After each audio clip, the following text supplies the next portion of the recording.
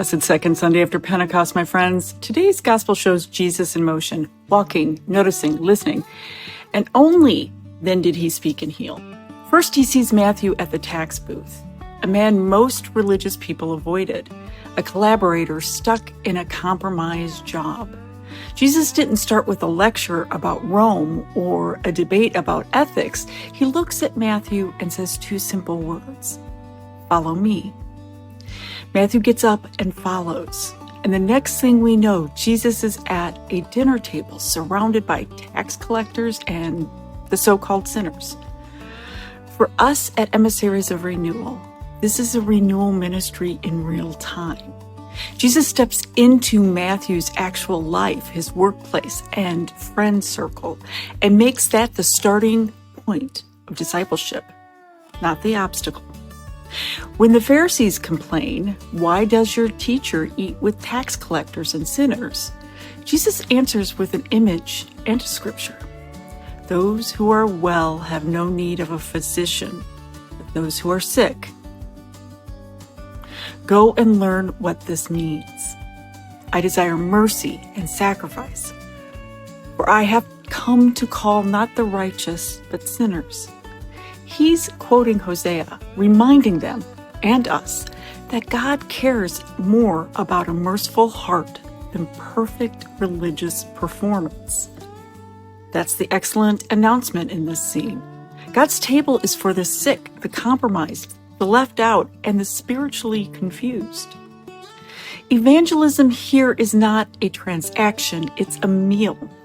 Then while he is still saying these things, a synagogue leader interrupts, desperate. "My daughter has just died, but come and lay your hands on her and she will live." Jesus gets up and follows him. On the way, a woman who has been bleeding for 12 years silently reaches out to touch the fringe of his cloak, saying to herself, "If I only touch the cloak, I will be made well." Jesus turns, sees her, and speaks, "Take heart, daughter. Your faith has made you well."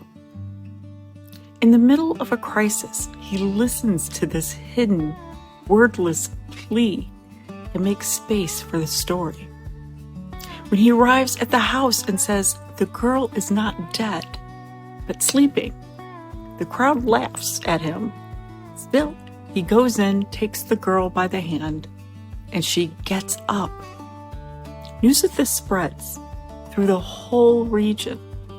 Impactful witness rooted not just in words, but in mercy and touch. For us, this passage speaks, what would it look like to follow Jesus in this way? To notice the Matthews at their desks and start with relationship, not judgment. To eat with people others avoid. To believe that God desires mercy more than religious image management. To let our evangelism be shaped by listening to interruptions, to hidden pain, to the desperate faith at the edge of the crowd before we speak. This week, maybe the simplest step is this. Ask Jesus to show you one Matthew or one hidden, hurting daughter around you. And before you say anything spiritual, make space to listen to their story. That's where the good news often begins.